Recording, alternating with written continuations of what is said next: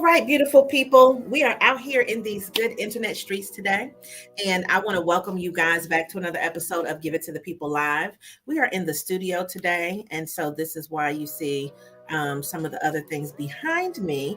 So I want to remind you guys about the 90-Day Focus, which is my book, right? And it's here to really help you kind of get your things together. So feel free to go on Amazon. You can go to the90dayfocus.com and you can make a purchase because I know that there are some things that you're like, oh my God, I want to get my life together. So feel free to do that. But let's jump into Give It to the People Live, which is our podcast that we typically do on a weekly basis, but we've actually been adding in some additional dates with our new series with She Podcast that's on Fridays as well. And so it's always some good stuff going on because every time that we do an interview, we talk about BIPOC businesses, women-owned businesses, and then support organizations for those businesses that allow us to be able to know what's going on in the community. And today I have another person who is really awesome sauce that is going to be able to tell you about their business. So I'm going to bring on Angela Hollowell. Now, let me tell you something. I pay attention to people online. Okay. I just need you to know that, everybody. And so when I see people I like, I'm like, would you like to be on the show? And she was one of those people that I was paying attention to. And I was like, would you like to be on the show?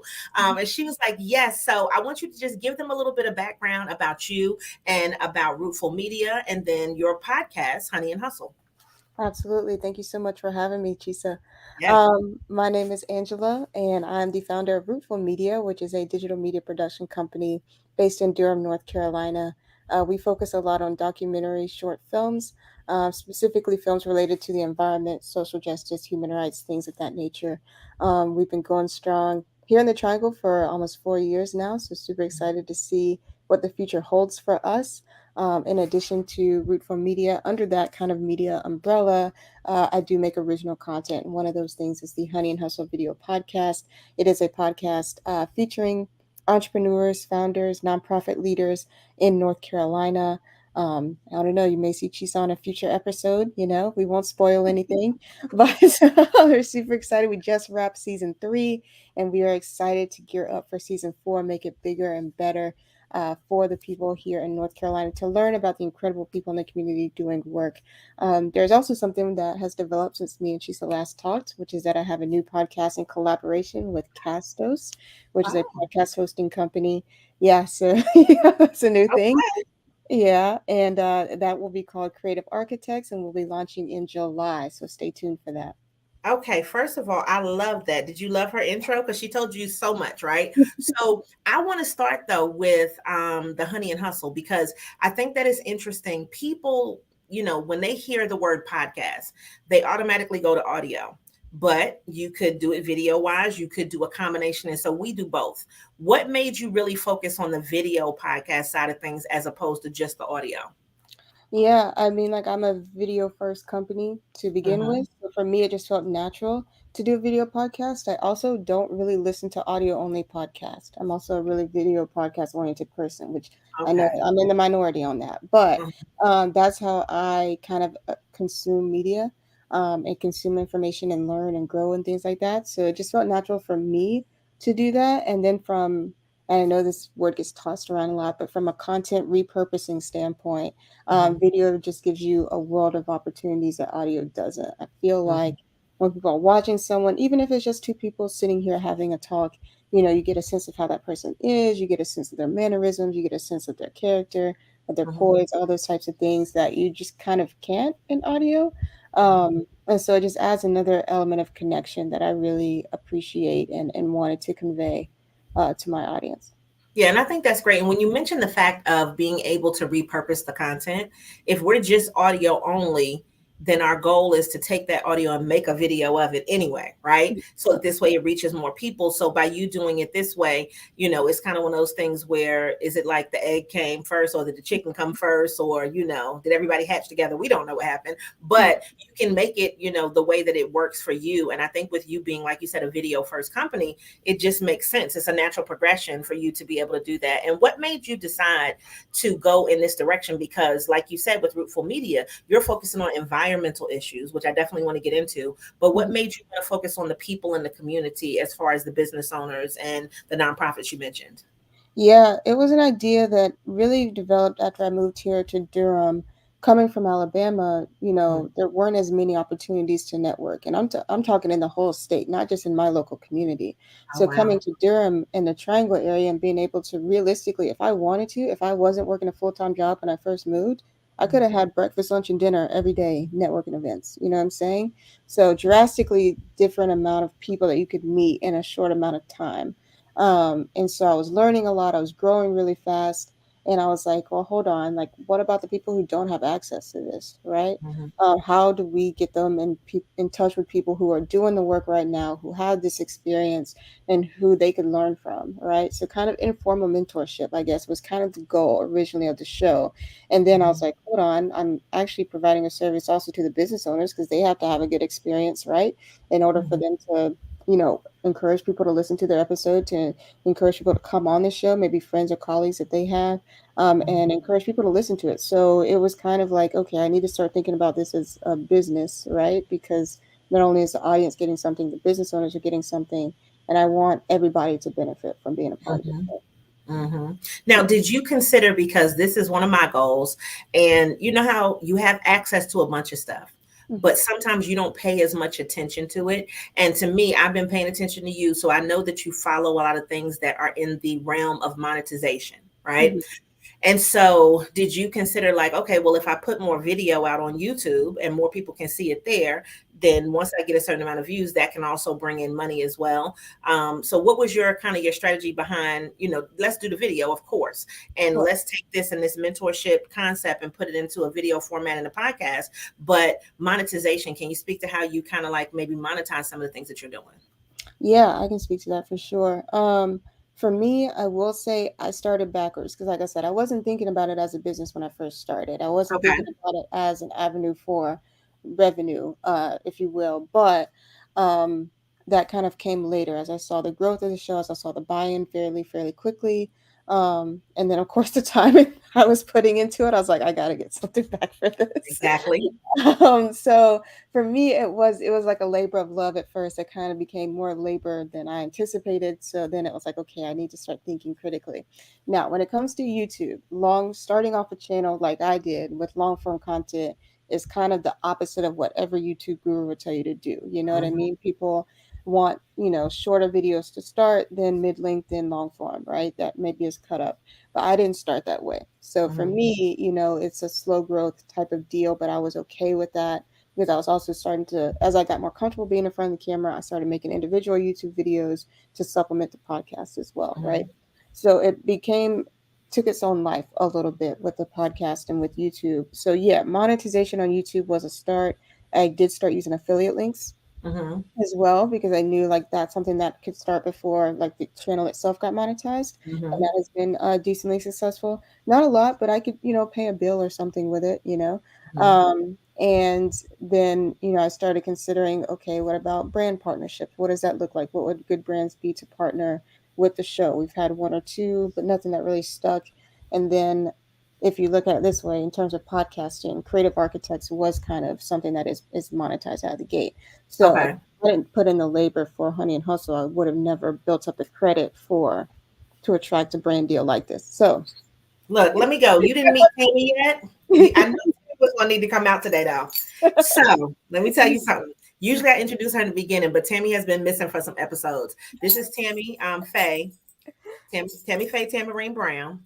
She comes out when people say some good stuff. So I have to let you, we got to go back and reiterate that because that was some good stuff. So she said, in case you didn't understand and catch it, she put in the basically the sweat equity, yeah, doing all of the work in Honey and Hustle, which then led to the next thing being able to be, she specifically said, monetized out of the gate.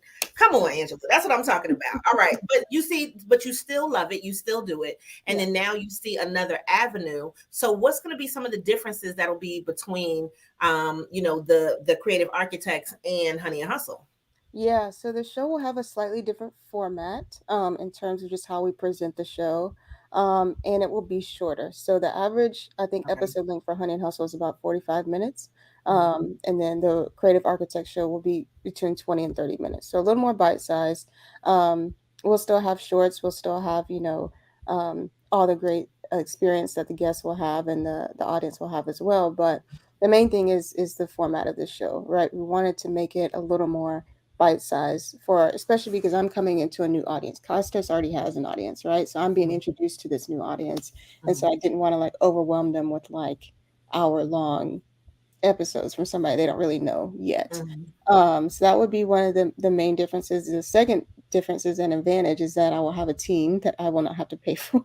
So we have a greater capacity to do a little bit more than what I've been able to do with Honey and Hustle. And my team for Honey and Hustle season 3 has been incredible. They've really taken the show to new heights in terms of our consistency and the quality that we Mhm. put out. So I've been really happy about that. I knew I wanted to start paying someone else to edit season 3. Yeah. Um, because that was something that I really needed in order to create at the level that I wanted to create at. Okay. But again, I think that experience and how to produce a show and how to create a really, really good show from the jump um, is translated now to creative architect. So it's going to have a trailer. I never made a trailer for Honey and Uh-huh.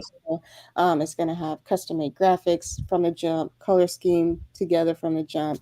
Mhm. Um, a way that, we're doing clips and things from the jump because I didn't start doing clips until season 3.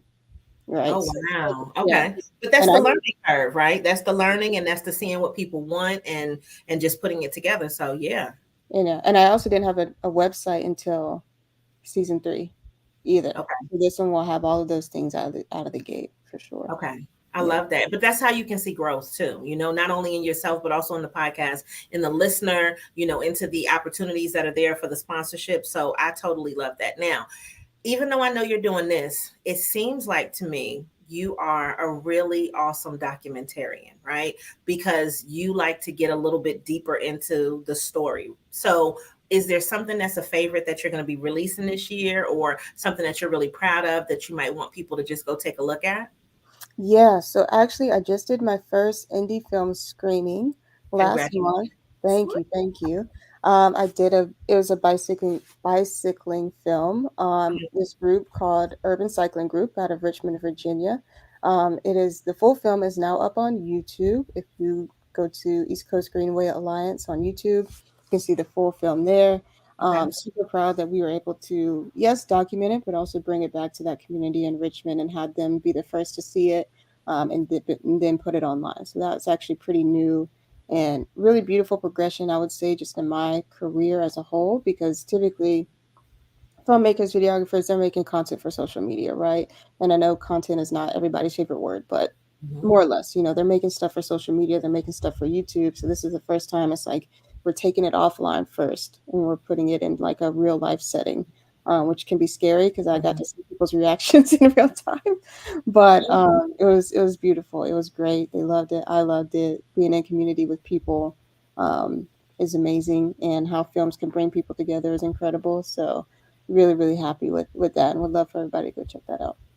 Definitely. Now, I love the idea of, being able to take that documentary and then also to utilize it for a fundraising aspect, an awareness aspect. So if people were saying, well, Angela, you know what? We have an organization here. We'd love for you to do a documentary for us. Do you think that in the way that you tell stories, that that's something that will then entice their audience to want to give more to them for their organization if they're looking at doing something like that?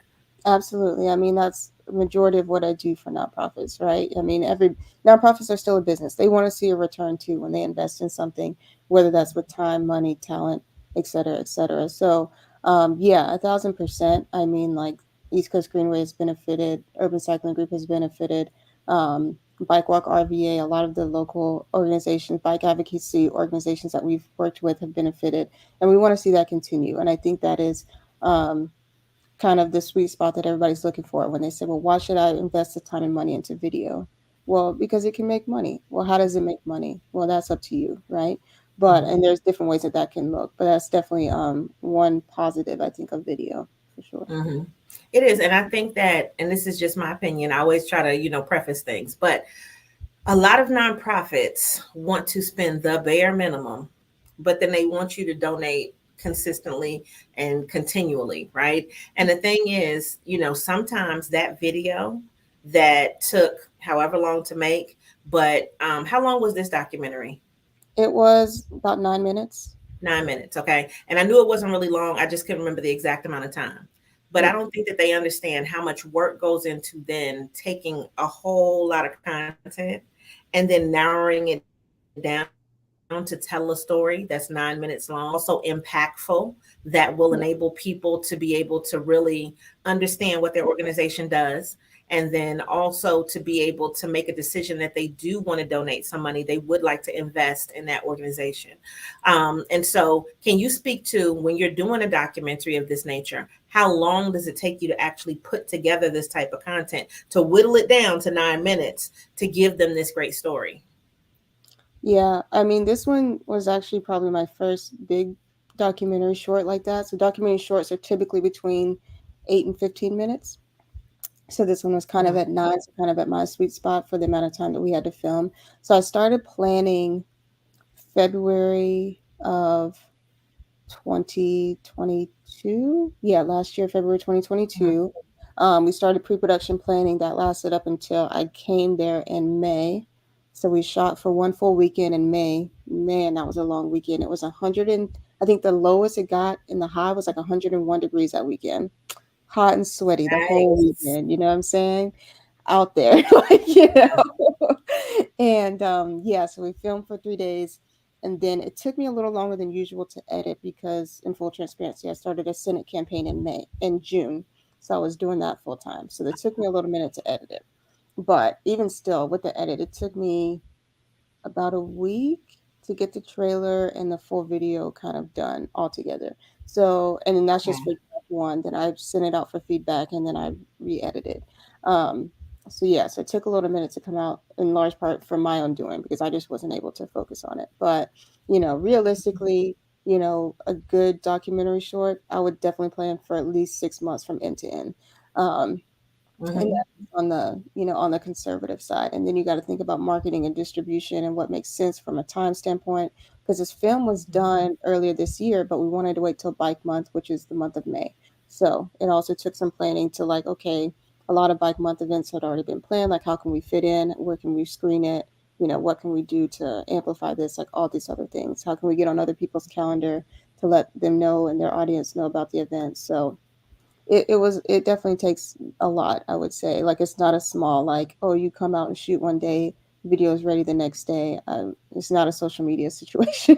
I mean, Yes. yeah. Yes, yes, yes. But that's why I wanted you to explain that, because I think that when people look and they say, "Oh, I don't want to spend that," or "Oh, we don't have that," if they realize that the spending of that money is based on time, expertise, but then also the professionalism that you want to have as a look, that goes out to your potential donors, your current donors, your community, that does make a difference. And I think that a lot of times organizations do want to kind of nickel and dime you. Like they don't want to pay what you feel that you're worth. And so that's fine because you can go pick another client. But at the same time, it's still going to be the same type of process if you're doing something along those lines. And I think that a lot of times people think with like, a lot of things that are technical, oh, it's just quick because you know how to do it. And it's like, even if I know how to do it quick, that does not mean that you don't still have to pay for the experience that goes along with that. So, speaking of that, additional things that you do have on your website are you have some free resources that are up there. So, can you talk about some of those free resources? And then,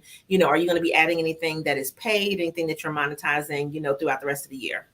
Absolutely. Thank you for that. These are great questions. I just want to say that. So, so yeah. So my first free digital product was the digital media strategy guide. So a lot of the work that I was initially doing when I went full time in May of 2020 was actually a combination of social media management and strategy, photography, and filmmaking.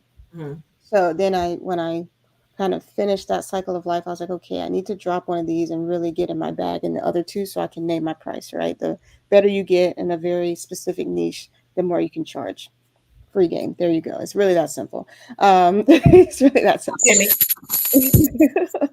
Kimmy. So yeah, so I was like, okay, well, if I'm not going to be managing social media anymore, and I really don't want to consult specifically on that, let me at least make a resource for how I would approach creating a social media strategy for an organization. So I put together that guide, and that has been updated as I've done it and presented it.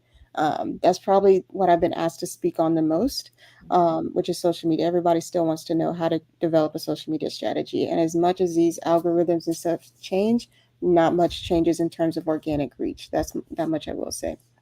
And just Mhm. putting in the time.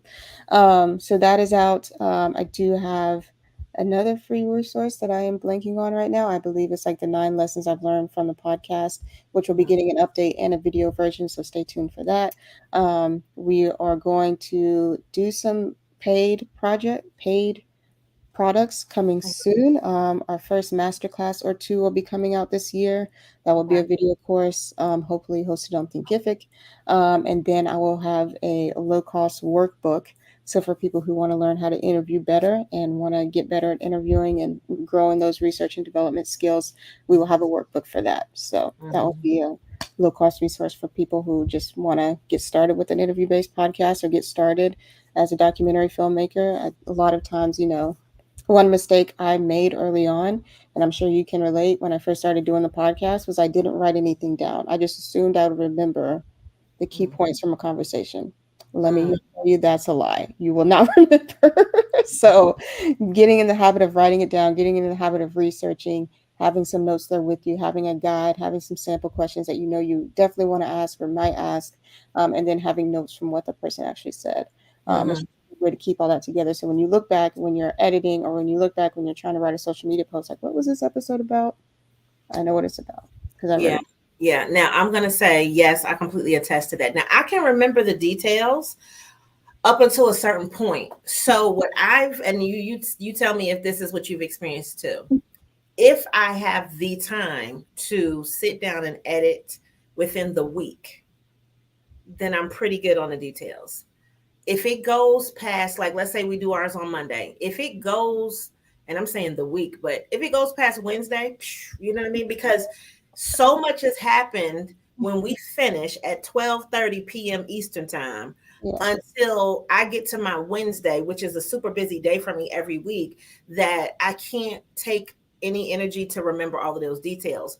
But what I can say, so this was probably where you'll be benefiting heavily from your team, is that when you have someone else who's not so caught up in like, so we kind of look at this like I'm the talent, right? So I'm the one who loves to do the interviews, ask the questions, be on camera, smile and wave boys. And my husband is the one who he is detail oriented, and he will sit there and he will then chop up stuff and edit. Because hmm if it was up to me, you're just going to get this episode. Good job, right? I mean, and so then you have to kind of take into consideration the main thing that I do is I have somebody else that edits from me where they take from the video, and then they use all of the sound so that this way this can go on the podcast. And so for people that don't realize that, yeah, we can record the video, but that does not mean that that's the podcast unless you have that format for your podcast, right? So hmm if you have an audio only podcast, you need the audio to come from the video in order to create that thing. And then let's add in making audiograms and, snippets and, and so for people, if you want to kind of look at them, they're basically the same thing. Audiogram is a video sound of what you just did, a snippet, and or if you're talking about a short for YouTube, it's basically the same thing. It just depends on what the platform names it. That yeah, extra content creation on top of I actually recorded the thing yeah, is like, oh my goodness. And people don't realize one episode, and if you're saying yours are 45 minutes, how many clips could you get out of that? You yeah, know? And then you need to put them out. And then by that time, it's time for the next episode to come out. So when you do that and you get into this, that's why people say, please donate to the show. Please give money. And I mean, everybody doesn't even do that. You know what I mean? But I made a video. Well, it's actually I guess it's a video, but I made a audio commercial and I hmm put it at the end of my stuff. And then guess what happened? People started sending money. mm, So you asked a question a couple months ago and you were like, well, how did you get so many reviews on the podcast? And I yeah, said, I simply asked for them. Like there was no magic format, right? But yeah, if you don't ask people for money, for reviews, for shares, they'll watch it, they'll look at it, and they will not do the next thing. So, if you said, look, I want more people to watch it, having a call to action in some format does make people watch it, right? Now, with some of the people that you've interviewed, do you find that it's difficult for them to share? Because I would imagine once I do this wonderful interview, I look great, I feel great, you know what I'm saying? I'm honey and hustle out here. I would want to share it. Do you yeah. find that there's a difficulty getting people to share after they've been interviewed? Somewhat, but I'm gonna take the brunt of that responsibility because when I was first doing it, I wasn't as consistent as I am now in sharing the links right as the episode was published. Um, Okay. and sharing like clips and stuff because again, I didn't start doing clips until I got an editing team because like you said, if it's up to me, you're getting the full episode and nothing else. I don't have time. But yeah, so like having a team that could like put it all in a Google Drive, just send me the Google Drive link and then I can send it. It makes it so much easier, right, to share. Mhm. So that's kind of been the vibe for season 3, and I think that has made it a lot better. What I think I might do for season 4 to take it up a notch is to give people examples of how they can share, right? Because sometimes people, Yes. oh, okay, I have it. What do you want me to do with it? And it's like send it to your email list. Maybe write a LinkedIn post about it, inviting people to listen or watch. Write a Twitter thread. Like give people Mhm. ways that they can share it. Make this is eligible for a reel. It's short enough to be a reel on Instagram. Like here's how you can do it, not Mhm. just what I'm giving you. Yeah. Yeah. No, I love that. And that's why it's just like, I like the fact that you're building resources because I know that in that mind, there are books, there are guides, you have it. I already know that. And it's based on me paying attention to how you write on Twitter. And I'm just like, she stays on Twitter. So it's like, I'll look, and that's just because Twitter's not my favorite, right? So Okay. every time I go, I see you on Twitter. And I'm just like, you know what? I should maybe do a little bit more. But what I focus on now is really more LinkedIn than anything else. Okay. It doesn't mean that Twitter is not a great thing for me because it is when it comes to sharing additional content that I want other people to share. It's just that most of the people that where the money's at for me is on LinkedIn. And I think that it's really great the way that you use Twitter to educate people. So it's not just, hey, I'm posting some random stuff, but it's really an educational thing. And you ask a lot of questions. And I think that that's important to really be able to get that feedback. So if a person said, listen, Angela, I love this. Oh, girl, I want to hire you. What type of person are you looking forward to possibly be the next Rootful Media client? Oh man. Right now, we're doing a good mix of client work and original content, right? So I would definitely love to explore a lot of fiscal sponsorships opportunities. That's something we've been having some, I say having some fun with. We've been exploring that, and that's been a really great way for maybe nonprofits who, again, like you said, maybe they don't have the biggest budget, but they have the resources, they have the community, and they're willing to back you if you apply for grants and apply for other sources of funding. So that's something that we've been really enjoying. And again, for me being essentially a freelancer in their mind or a contractor, it doesn't require me to, be on staff, be in any staff meetings. I'm not another person they have to manage per se. It's just a person they're working in collaboration with, and they're trusting me and my expertise in how to make a film. So that's been something that's been really great for us. Would love to work with some social enterprises or government adjacent consulting firms.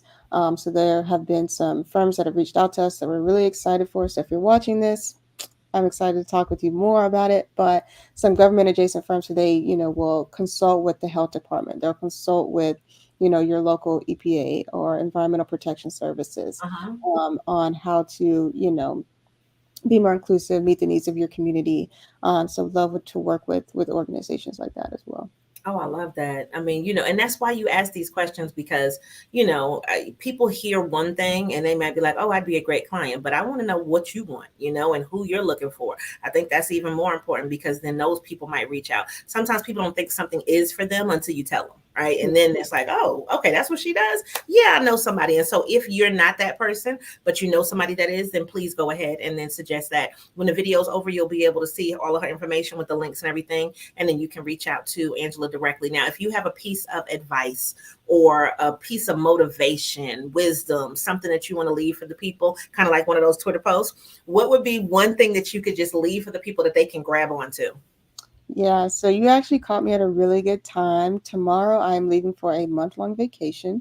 It is Oh, my longest vacation to date, and I'm super excited. So my advice and piece of motivation is simple. Take your rest, enjoy the sun, the sea, soak it up, enjoy your summer. Building a business shouldn't just be about making money. It should be about building the life that you want to have. And that should be a life of ease, a life of joy, a life of rest. So that is what I wish for everybody watching this and listening to this, and I hope you take the time in whatever way that means for you to do that this summer. yes. Okay. Me and Tammy agree. Come on, Tammy. Yes, we agree. We love it so much. I want to thank you so much for being on and being a guest. And you definitely ended on the right note for me, even though I'm kind of like summertime is my kick it up a little bit. Mm, Into gear. I'd rather take off like winter time. mm, But I'm a summer baby. My birthday just happened. So I get super excited around this time of the year. And I do not want to take off usually. So it's kind of one of those things where it's like it just gets my juices going, because the sun, that vitamin D just does something to my spirit. So I'm totally loving the summertime. Shout out to everybody that's a Gemini and everybody that's not. Hi to y'all too. But thank you so much for being on, sharing your wisdom, allowing us to be able to get a little insight into your business, and wish you much success on the new podcast that'll be launching in July. And everybody else, if you're on you're watching us afterwards, then go ahead, feel free to still leave comments. We still love those after the live is over. But just make sure you always show up and show out and continue to give it to the people. Bye, guys.